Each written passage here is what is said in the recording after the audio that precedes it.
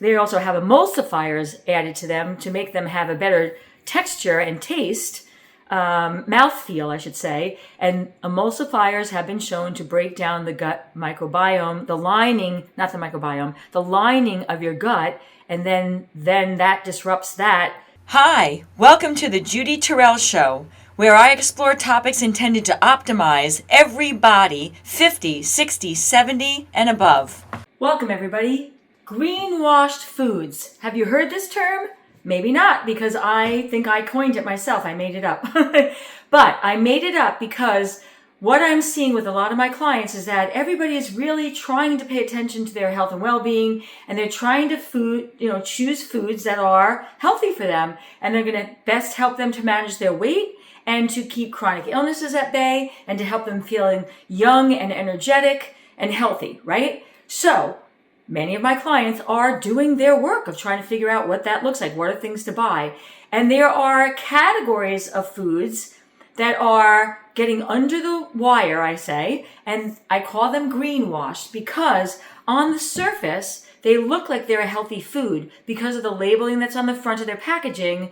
But upon analysis, when you know what to look for on either ingredients or the nutrition panel, they are not so great for you. But yet they're being, greenwashed, I call it, like washed over as if they are a healthy food, okay? Or they are something that can help with weight management and health management. So there's there's a couple of large categories, and I'm going to go through them. And so by the end of this video, you should have a clear idea on maybe some things that you thought were like good for your plan that you may want to second think, okay? All right, so here we go, right into it. The first category, gluten-free foods, okay? Gluten-free. So everyone thinks gluten is bad for them, and if they cut out gluten, that they're going to somehow miraculously be able to lose weight or maybe fix health issues, all right? So number one, that's not even true. If you have a gluten intolerance and you're reacting to protein gluten, then yes, you need to cut that out. It's causing disruption in your body. But most people are not having that problem, and they're trying to turn to gluten-free foods.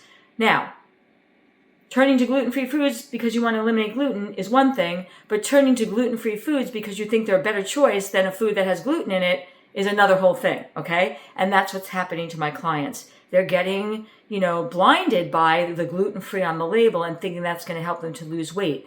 So most foods that are labeled gluten-free are free of gluten, which means that they're not made from wheat flour, but most of the time they are having another flour that they're being made from that is a processed white flour, okay? So most gluten-free products they're going to be now, instead of a gluten flour, it's going to be rice flour. Even if it's brown rice flour, that's not as good as brown rice because flour has been processed and now is going to have a higher blood sugar upswing once you eat it, right? And that can create insulin resistance and that can create inflammation. And this is one of the reasons why processed carbohydrates are not good for us. And gluten-free products that are labeled gluten-free on a label, that actually have a label, are going to fall into the category of a processed carb. They just are processed from a flour that's different than wheat, so it doesn't have gluten. But brown rice or white rice flour, gluten-free crackers, sorghum is another one, potato flour or potato starch. They are all refined carbohydrates that are now used in gluten-free products, but they are just as fast digesting. So if you're trying to use those products as a weight loss substitution or, to try and help to keep your A1C down or inflammation down or cholesterol down, then you are going to fail just as miserably as you would if you were buying the gluten crackers, okay? So foods that are naturally gluten-free, sweet potatoes, whole potatoes, beans, quinoa, you can have carbohydrates as replacements for gluten carbohydrates, but a gluten-free option of a refined flour product is usually not a very good category to do a lateral move unless you have a gluten intolerance. So looking at gluten-free, I have so many clients that come in, they're like, oh, I bought gluten-free pretzels. Oh, I bought gluten-free crackers. Oh, I bought gluten-free chips. Oh, I bought gluten-free bread. Is this going to help me? Not most of the time, it's not going to help them unless they have a gluten intolerance. All right. So that's my first category of whitewashed foods. Okay. All right. Second category, veggie chips. Okay.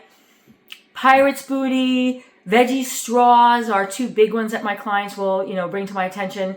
And they are not they are whitewashed because they say veggie on them, but the amount of actual vegetable that are in these, highly processed snack foods is minuscule, sometimes less than a tablespoon. All right. They're usually made from a rice flour or some sort of a flour product with food colorings added to it, a little minuscule amount of vegetable. And they are a highly processed carbohydrate, which again, there's a theme you're going to see by the end of this presentation that highly processed carbohydrates are the worst for us. But this subcategory of veggie chips is the category I'm focusing in right now. They are very high calorie density. If you compare veggie chips, the veggie straws, to potato chips, you're going to see that 1 ounce of each is, depending on the brand, 130 to 150 calories an ounce. That is a very high calorie density food.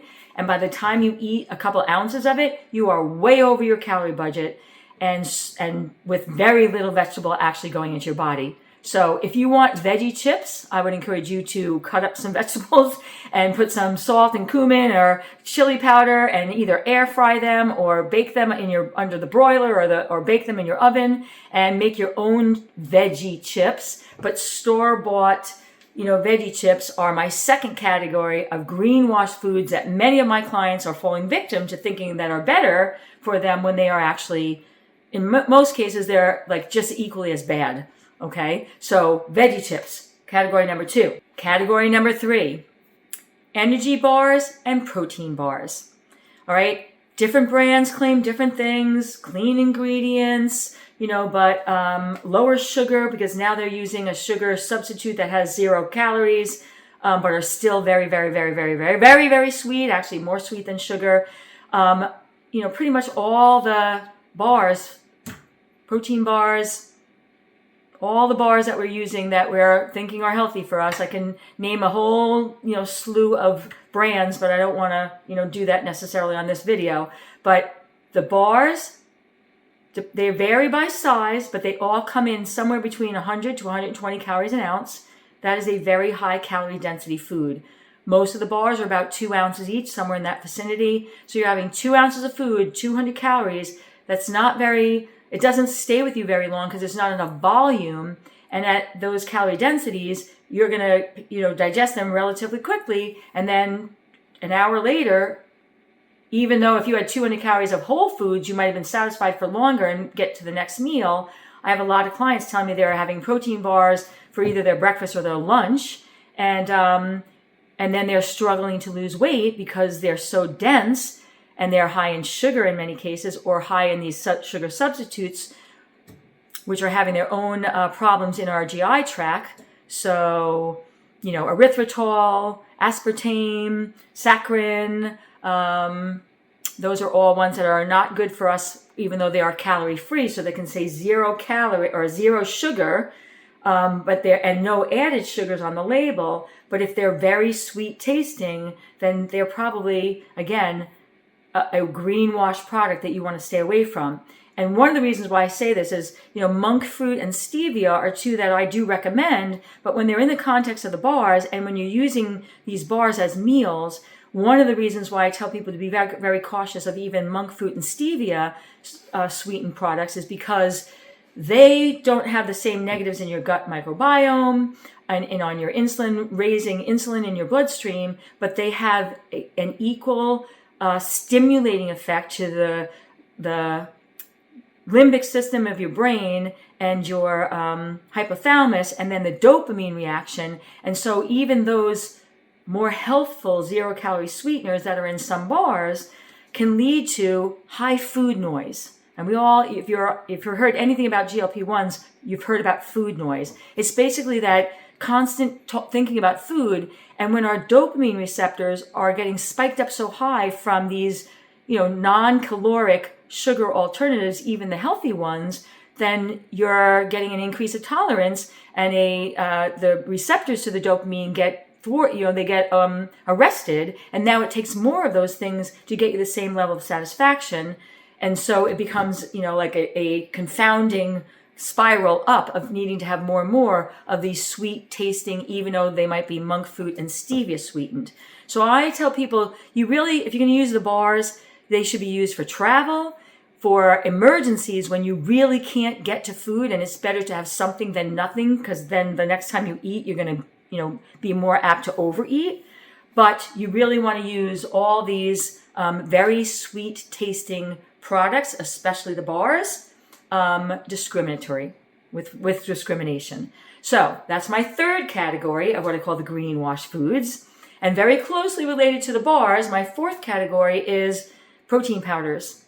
Protein powders are now having a moment, but again, they are a very ultra-processed food.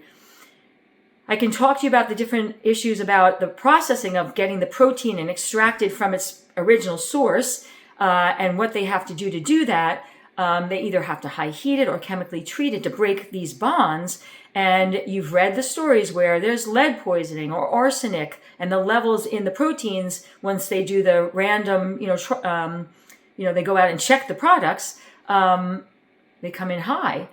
Well, you're not going to have that happen if you're eating eggs, chicken, or tofu, right? So protein powders, arguably, it's probably one of the number one greenwash products that I'm witnessing my clients use.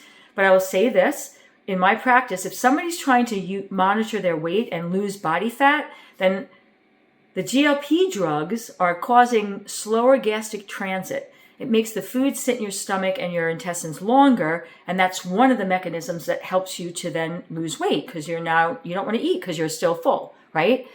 If you're using protein powders, that protein source, it's 20 grams of protein or 40 grams of protein, but it goes really fast through your system and into the blood and then into the muscles. That's a positive if you're trying to get the protein for muscle hypertrophy and repair and rebuilding of the cells of your body. But it's not an advantage if you're trying to lose weight, because if the food goes through fast, which the protein powders do, then you are going to be hungrier sooner than if you had actually had the whole food source of that same, grams of protein. And so for that reason, it's on my list of greenwash foods, and I really do minimize the use of them in my clients that are trying to lose weight or that are having GI issues. Because the other thing about the powders is, because of the consolidatedness of their form, taken out of their original source, then there are studies that are showing that they are disrupting the mucous membrane inside our gut lining, and that can lead to GI issues.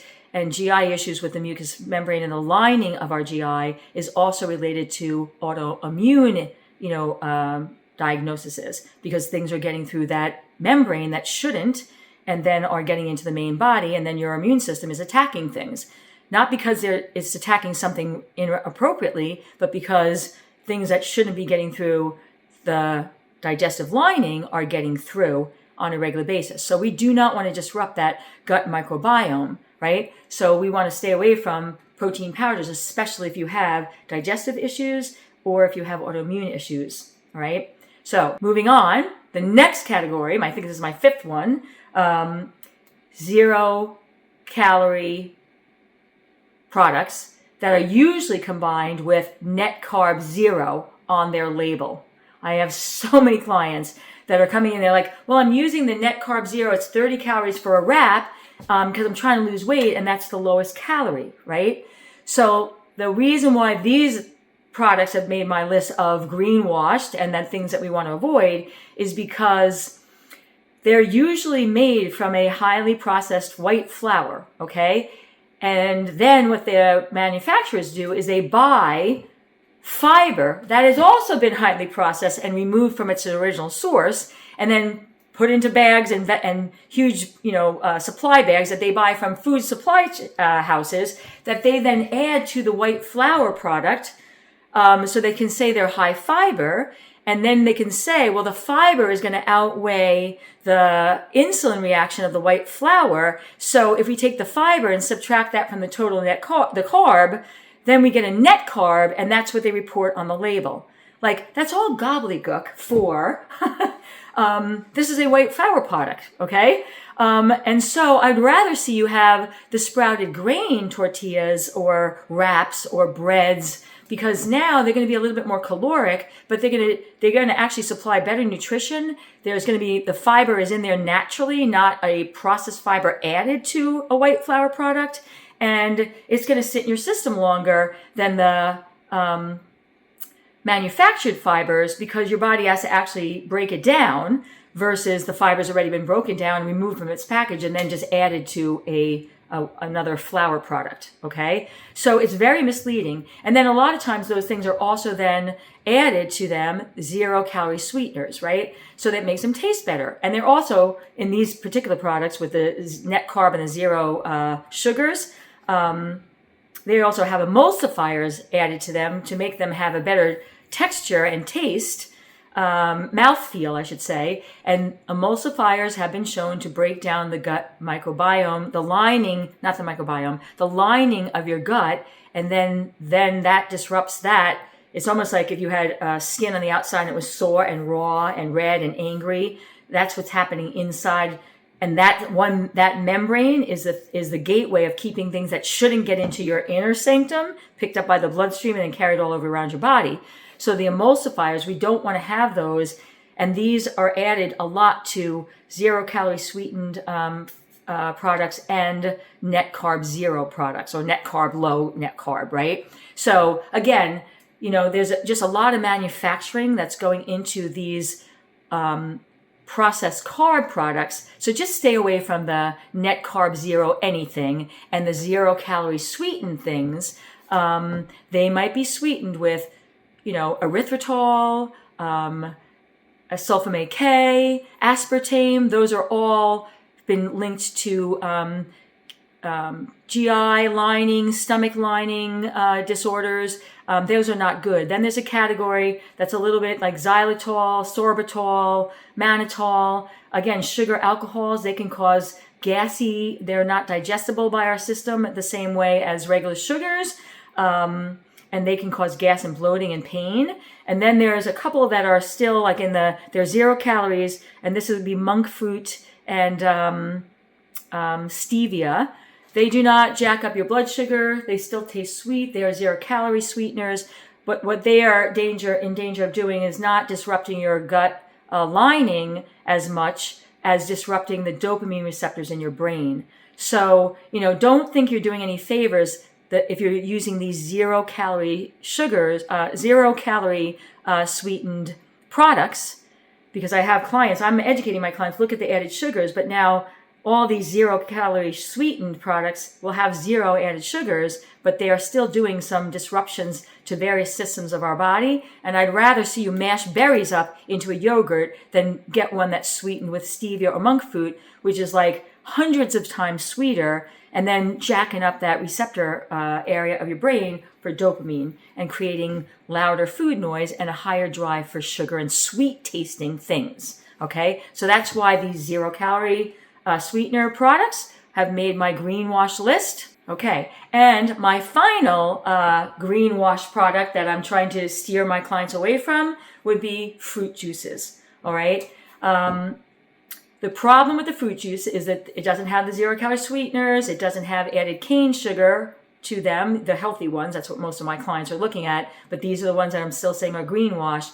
But the reason why they're a problem is because they could be 100% natural, blueberry juice or apple juice or pear juice or, pineapple juice or whatever. But the problem with the juices is that they've been, compressed, squeezed, and then the juice comes out with the sugar, but what now is being left behind is the fiber.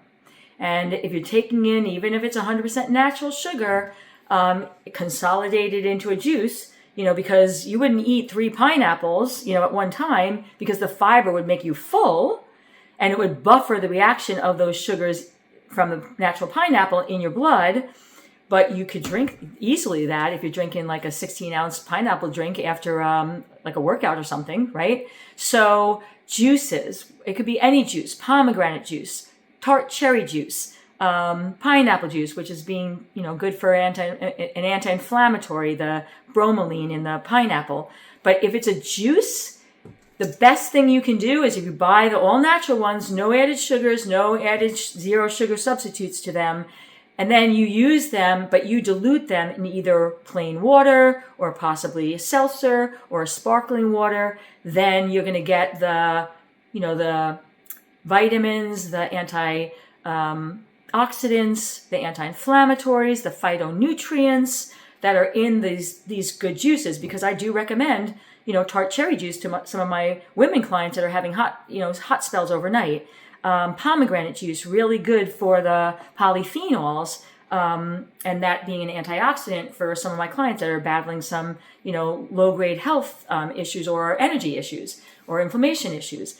But I'd never have them drink them straight, right? So you're always going to want to dilute them, because the juices straight, no matter what the source, is my last category of the greenwashed, foods that clients who are trying to do good are getting tripped up by. All right. So I hope you got some insight and maybe some skills now to maybe use them, but use them a little bit differently than the way you have been. What to look for in a label and what to avoid on a label. So thanks for joining me on this video. And if you are looking for information, habit pattern changes for using lifestyle as your most potent medicine for fat and weight management, staving off chronic illnesses, and maybe reversing ones that you already have, then you want to subscribe, look me up, get onto my social media, and follow me, because that's the information I'm putting out. I want to help you to reclaim control over your fat management and your health without having to take fistfuls of supplements and peptides and hormones and medications. All right? I hope to see you soon on another video. And if you'd like to have access to some of my additional resources, I can be found at Facebook, Instagram, YouTube, and on my website, www.judyterrell.com.